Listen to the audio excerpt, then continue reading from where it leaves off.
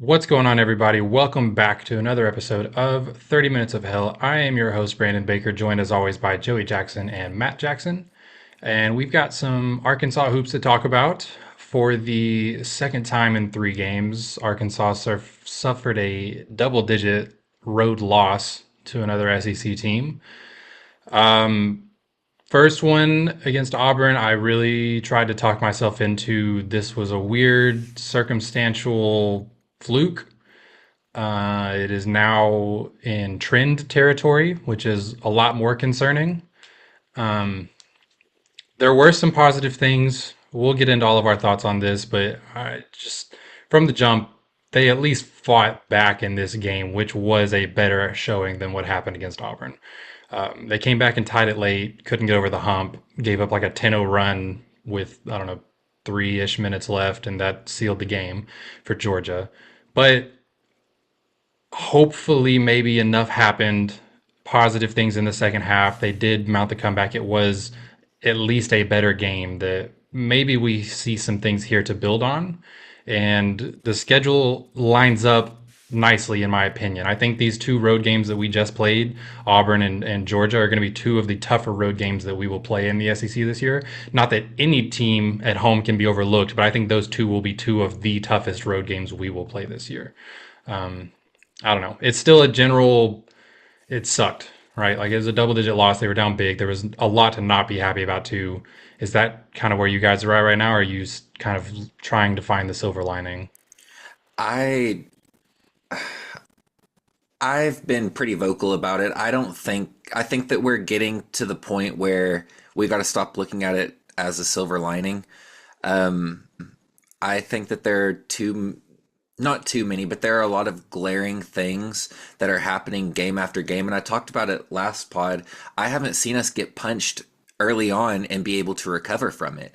We've I've never seen a team go out multiple times in a season and start off a game 0 against 11. Like we're giving up 10-point cushions right off the jump. We're paying a 10-point tax right after the ball is tipped off. It's happened in multiple games. And I also said last pod that, I'll ride with the Razorbacks for any home game. I have no doubt that we can beat anybody at home.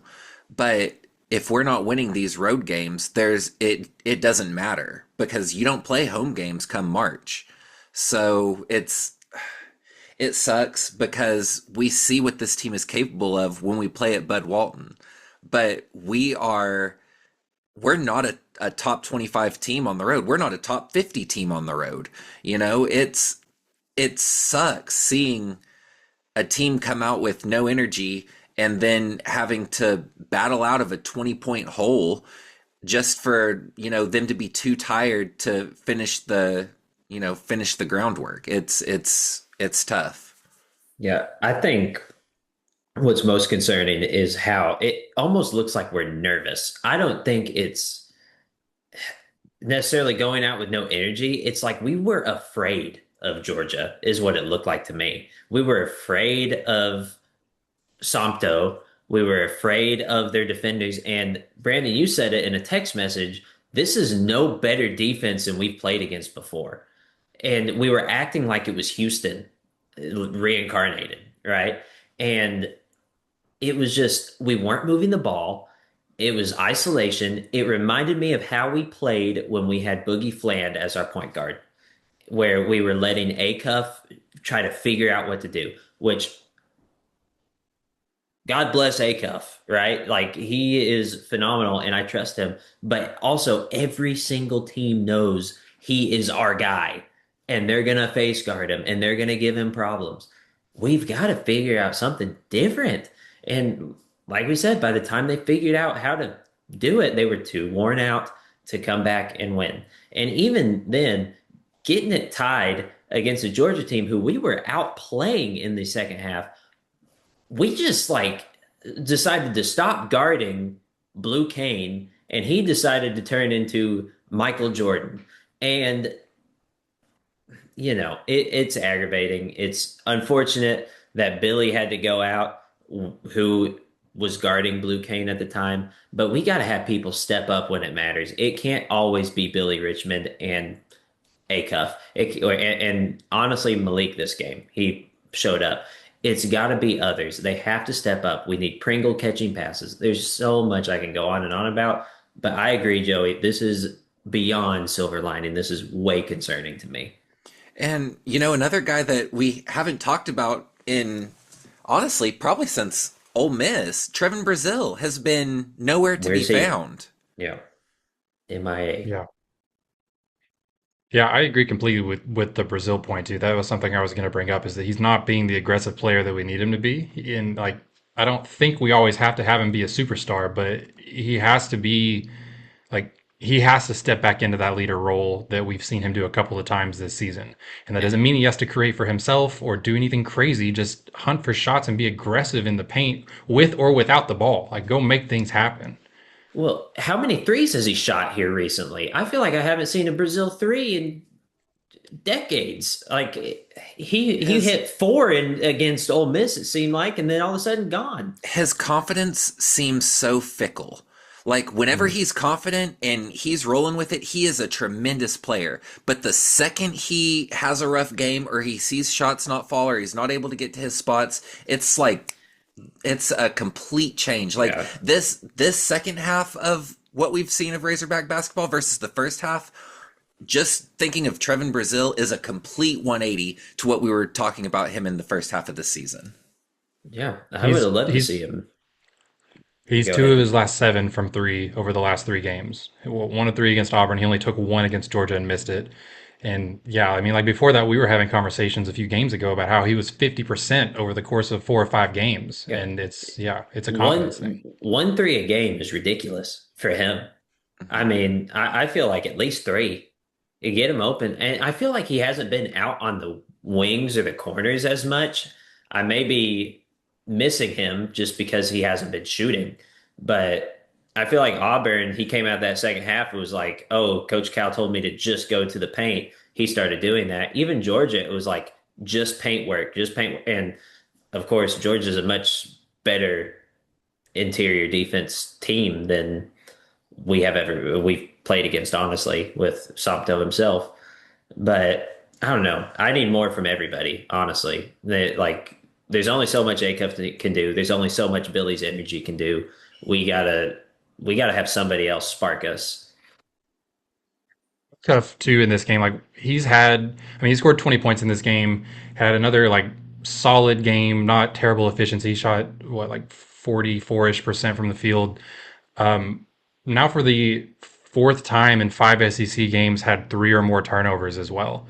The South Carolina game that was a blowout, obviously it was the big. He had 18 and 13 with zero turnovers. It was a great game. But four against Georgia ties his season high. Three against Auburn, three against Ole Miss, four against Tennessee. Like I think we're asking too much of him, and I think you kind of said it, Matt. Like we're putting the ball in his hands the way we wanted to do with Boogie last year.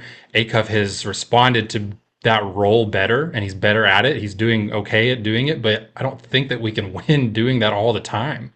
I think it has to be someone else, and I don't know who that other person is because like DJ has been making a lot of mistakes lately too. He's not shooting as well or driving the way that we want him to be. Brazil is disappearing, like we talked about. Knox is not the player we wanted him to be. I think, honestly, in opinion, like we talk all the time, Pringle has been a net negative everywhere on the court. I understand the concept of start the game with Pringle because he should provide better defense. He is a big body in the paint. And I still think he's better than what we are seeing. I don't know what's going on with him, but he's proven that he's not where we thought he was going to be. He's not giving us what we need from him. I think that we need to start games with Malik Ewan on the court and let him be assertive offensively because he makes things happen. Even if he misses some shots, takes some dumb shot, whatever. Draw some fouls, make the defense respect you. Like he doesn't always, like we talked about early in the season, he doesn't always give great effort. He does offensively. He is drawing all kinds of fouls, getting in the paint, putting up those little hook shots. I think he can take some pressure off of Acuff's shoulders by running through him a little more. I feel like that's why we brought him here, and we're not seeing it enough. Yeah, and you give the ability for Brazil to get out of the paint and be open for shots. He draws attention. That's exactly what we need him to do, is draw that attention. And Yeah, be a threat. Go ahead, Joey. Well, and he's arguably our best offensive rebounder. Oh yeah, Like, he's Easily, he's really easily. shown up in that aspect yeah. Mhm. tremendously. I mean, you And you put him, Brazil, and Knox on the court together. I mean, there's not a yeah, better offensive rebounding trio in the nation. and I'm still on board with. I feel like you got to start Billy. I feel like you have to start him. I feel like I we've agree. been better with him starting, and Knox just hasn't had that fire. Now, props to Knox later in the game. Hit some big shots. But we need more of that. And I feel like if he can give that to us off the bench because he's having more of a spark and not maybe nervous, Billy's earned that role. And he is doing very well at it. I want I want that lineup that we just talked about. Acuff, uh, honestly, We DJ Billy. if we didn't need a spark off the dang bench, I want Malik Thomas in there. But yeah, Acuff, Wagner, Billy, TB, Ewan. Give me that I'm and let him I'm work. fine with starting Knox and one of Malik and Billy and Yeah. leaving one of them to be the spark off the bench. That's fine. Yeah. But I want DJ off the bench. I want one of the two of those guys off the bench, and I want Pringle to play about 6 minutes a game right now until he Oh figures out yeah. what's going on. And And like I'd similar rather to go small with Brazil. how he had to do with Ewan at the beginning of the season. I feel like they just swapped places. Pringle was the Yeah. energy, and then Ewan was like, "Where are you at?" And then they have switched personalities. Something that's getting really hard to mask, and Brandon, you've touched on it the last couple episodes, is Acuff's defense and his effort in transition. And I think that's where we're getting hurt a lot, is him getting lost defensively and, not making an effort to get back defensively to stop fast breaks. We gave up so many turnovers and so many fast breaks this last game, so many fast break points, sorry. And a lot of that is, Acuff's doing. Yeah, I think some of that is a what's like the game plan, I guess. I feel like too often we're asking Acuff to be our point of attack defender, defending their best ball handler or guard or whatever. And like most of the time we have Billy Richmond, sometimes Knox, sometimes Malik, whatever. One of those guys on their best scorer. But I feel like oftentimes we have Acuff on their best, like their point guard, their ball handler, the opposing ball handler. And I don't maybe he is a better defender than what we've seen, but I think we are putting so much weight on his shoulders offensively that it's impossible to ask him to do this defensively too with how he's been playing right now. He's not a good enough defender to do both right now, in my opinion.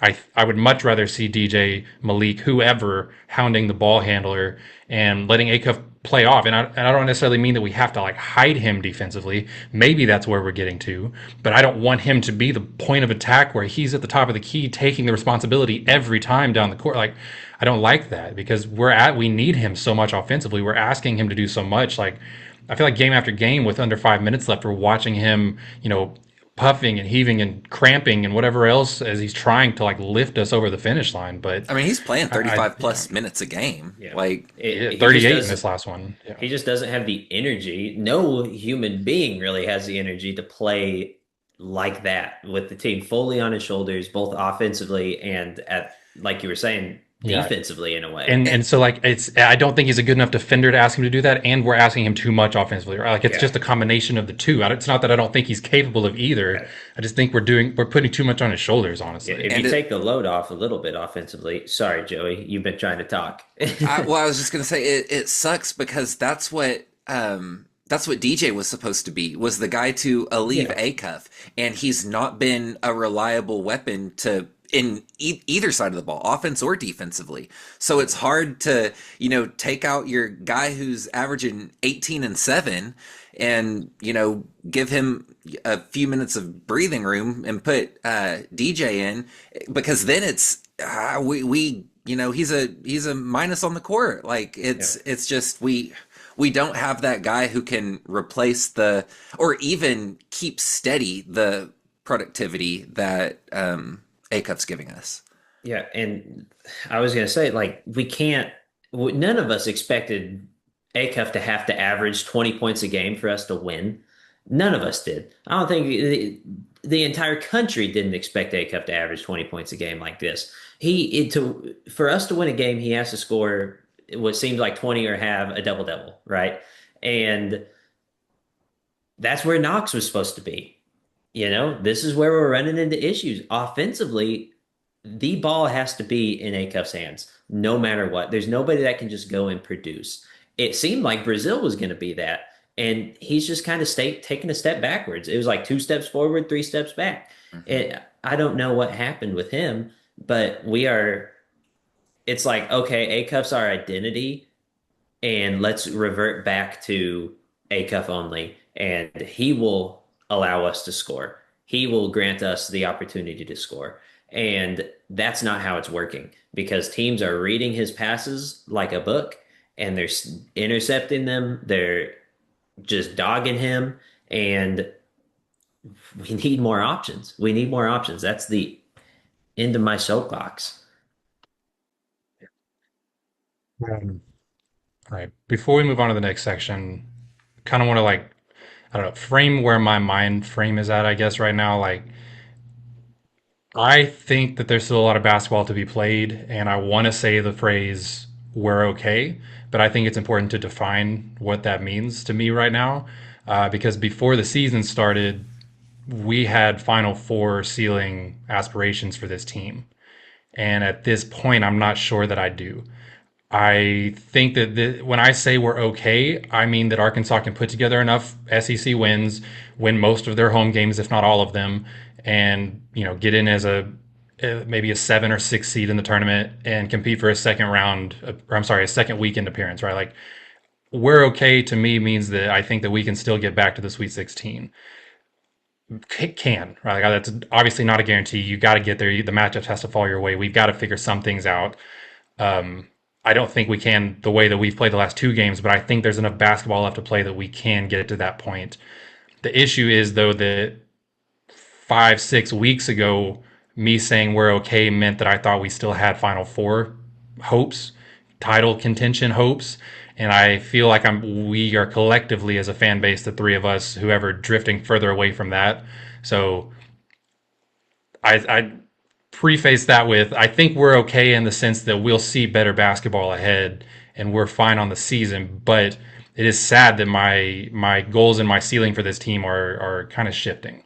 Do you guys have a similar sentiment, or am I off? Do you still see that Yep. ceiling, or I I think I see the ceiling, but my issue is no team has outright beat us.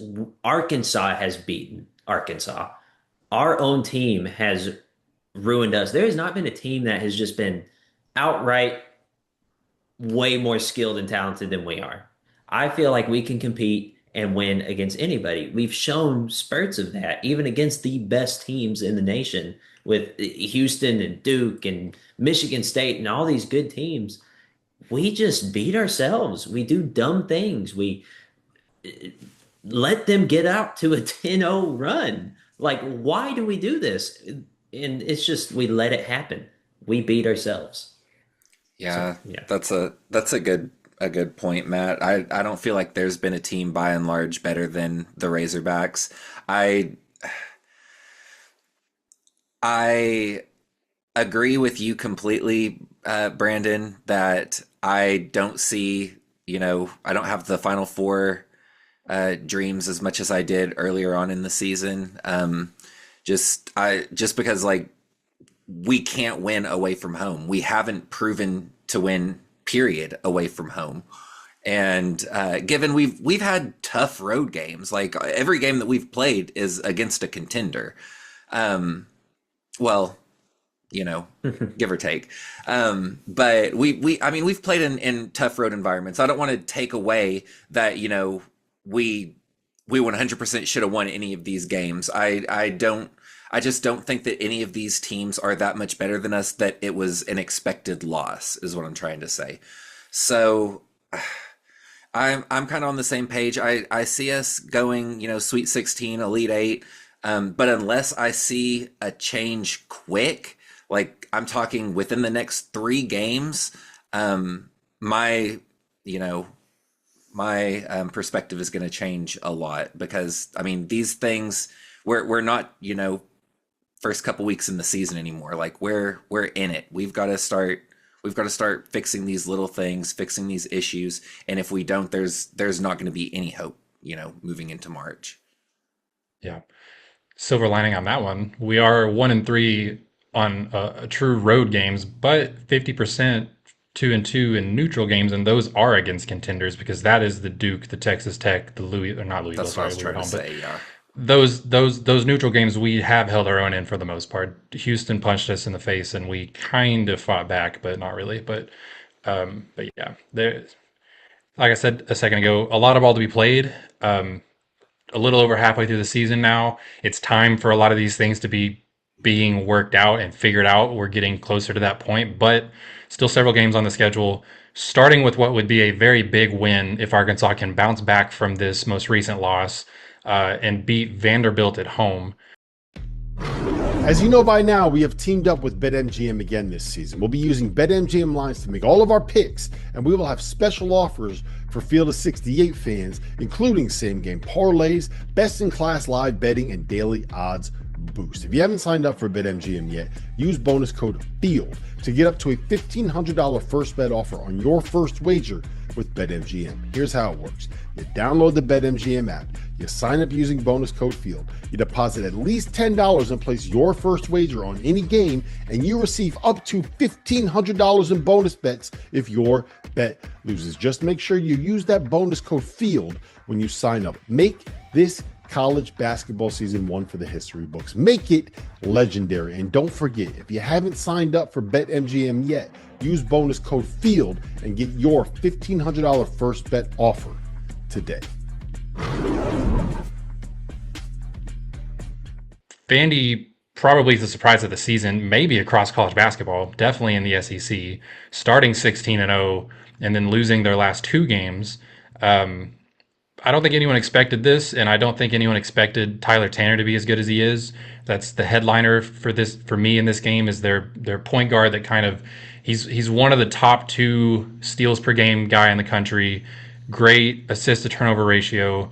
I just feel like he's one of those guys that like he capitalizes on just keeping possessions, stealing extra possessions.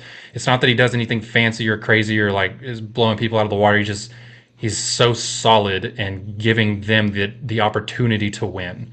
Does that make sense? Like he doesn't hand the game away. He doesn't turn the ball over. He doesn't make those little mistakes, and it set them up very well to be able to get to this big record. And I think that I almost think it's almost going to be an ego thing for Acuff that he wants to guard him. I want DJ Wagner to guard Tyler Tanner, but coming into this game, you've got two of the top point guards in the country, statistic wise, probably two of the top three in the SEC without much argument, with LeBaron Philon from Alabama being the other one. And I don't think Acuff is going to want to say, yeah, go guard him, DJ. I think that Acuff's going to want the assignment, and he's got to step up and live up to the assignment, not get his pocket picked offensively, not get caught ball watching defensively, because he will get picked apart. This is a very cerebral player. I think Tyler Tanner is not more talented than Acuff by any stretch of the imagination, but more fundamental, more disciplined, able to beat him in a game like this if Acuff lets him, my opinion. yeah. And not only that, but you kind of got the double Tanners because you got Tyler or I'm sorry, double Tylers. You got Tyler Nickel too, who's one of the best shooters in college basketball. So Yeah. that's just another weapon that they have to pick us apart. We have not been great defending the three, and if we, are sporadic and jumping at everything and playing chaotic defense, they're gonna tear us apart on the perimeter. Yeah. Tyler Nichols, 6'7", 47% from three on over 7 attempts per game. That is high volume, elite efficiency. Yeah, that's definitely a name to be aware of. Yeah, I think defense is the key to this game, 100%. I feel like Vanderbilt is very good in their half court offense. I mean, and another thing, these guys have been beaten 2 games in a row. It's similar to that Auburn thing. We are at home, we have that advantage, but they want a We're going to be win. desperate. Yeah, they want to win. And because they're looking at, I mean, the thing is, they got their name behind them of their Vanderbilt. They were bound to crash. That's what people are saying, right? That's what I've been saying. They're bound Yeah. to fail. And right now, I mean, what are they still ranked 10th? I think they're Or they dropped 15. Rankings changed 15th, today. They're 15th now. Yeah. 15th now? I didn't know where they were at. But I mean, you see a couple losses have dropped them fairly tremendously. I mean, one more and they're going to be probably down a lot lower. They're playing for their lives right now, I feel like, because like I said, they're Vandy. Nobody's expecting it. Nobody wants it, right? So we got to go in and respect them and just defend, defend, defend, defend. Our offense will handle itself. Don't let them get 10 points on us in the first 30 seconds, Exactly. please. Couldn't agree more. In their last two losses, I think it's important to kind of look at those and see what went wrong. What can Arkansas capitalize on? A big trend in both was the rebound margin. Texas just destroyed them on the glass, out rebounded Vanderbilt 42 to 24.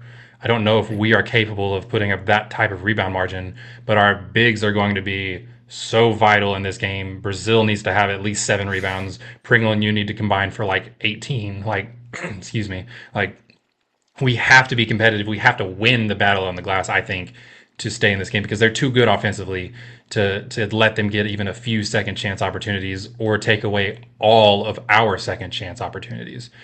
We talked about earlier having some really good offensive rebounders in the lineup. I think Ewan and Brazil specifically are going to be so important in this game to steal back some possessions because Vanderbilt does not give it away much. They don't give you those free possessions. They're just such a solid fundamental team that stealing some of those back and limiting their second chance points is going to be key number one for me in this game.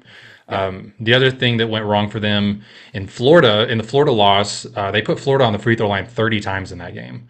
And some of that, late game situation, whatever it may be, but like staying aggressive and getting to the free throw line, I think is another way to attack one of their weaknesses, right? Like I think that they will foul us. They have two of the best steals per game guys in the country. I think number one and number two in the SEC right now with Tyler Tanner and Duke Miles. So like catch them reaching, like go in and stay in attack mode.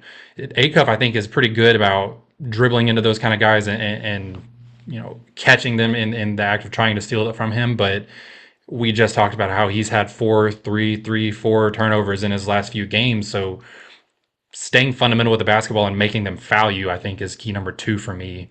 Looking outside of just individual matchups or individual performances, those two things as a team, I think, along with being at home, being in Bud Walton Arena, I think this is a very winnable game. And the schedule opens up from here. I think you start this on a hot streak, like a hot note right here in Bud Walton Arena. I think you can start rattling off a few wins in a row. But a loss here going 1-3 over your last 4 games really hurts to go into the middle of SEC play. So this is a pivotal one. I mean, we even said it before the last pod, Georgia and Vanderbilt are both tough teams. They were going to be tough to win both games. It was even tougher to watch how Arkansas lost the last game. But we said if we split these 2 games and go 1-1 and then rattle off the next several in a row, like we could still be fine and position ourselves with a decent seed. So now you've let one go on the road at Georgia. You have to win this one. It's pivotal to win this one. Yeah. Yep. And a couple other guys that I want to call out that I think are going to be big, factors in this game are Knox, Billy, and Ewan. I think all three of those guys, just from the rebounding standpoint, I think I completely agree with you, Brandon. I think this game's going to be one on the boards. And, if we're giving ourselves multiple possessions and, allowing the Razorbacks to play like the Razorbacks and be aggressive, draw fouls, get rebounds, I think that we sit in a pretty good position to win this game. It helps a lot that it's at home.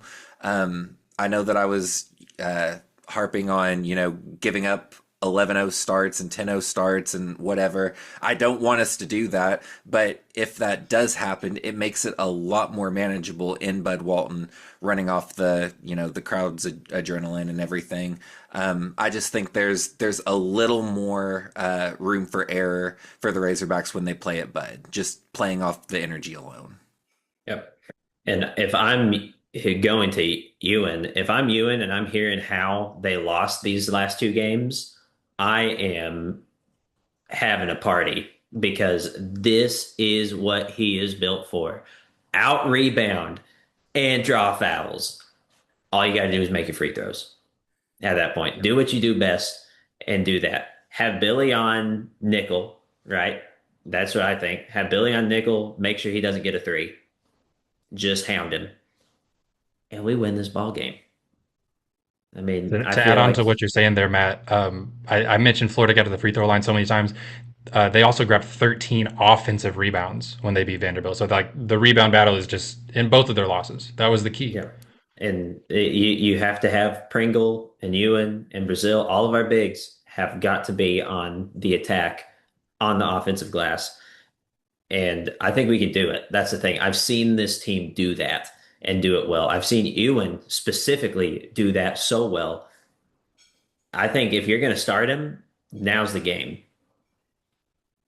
I think a lineup change is definitely warranted at this point. I'm worried Cal may want to wait a couple more games to see how it goes, but I want to see Ewan to start the game. I mean, I gave my case earlier, and I think getting these rebounds, getting these offensive rebounds, yeah, you're absolutely right. Okay, score predictions. Does Arkansas bounce back, win at home? I'm going to give mine first because I keep letting you guys go first, and then mine is too close, so I'm going to put mine out there first. I think we do bounce back.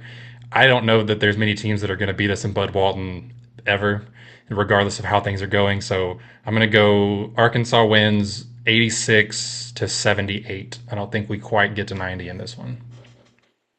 Go ahead, You want Matt. me to go? Okay. I am going to say we win. I'm going to go with 84, and I think it's going to be to 80. I think it's going to be a close game. I think that I think that we do put up 90. I'm gonna go with the Bud Walton effect there. I'm gonna say we win 91-83. Okay. I like it. I like it. All right. It's time to bounce back. It's a pivotal game. Got It to. is. So that's all the time we have for you guys today. Appreciate you tuning in. Quick reminder, we are brought to you by the Field of 68 Podcast Network. You can find us on YouTube, Apple Podcast, Twitter, wherever you get your stuff at. Please be sure to like, subscribe, share, leave a comment, leave a review, do whatever it is you do on those sites. It really helps us out. We really appreciate it, especially if you enjoy the content we're bringing you. But until next time, I've been your host, Brandon Baker, joined as always by Joey Jackson and Matt Jackson. And as always, go Hogs.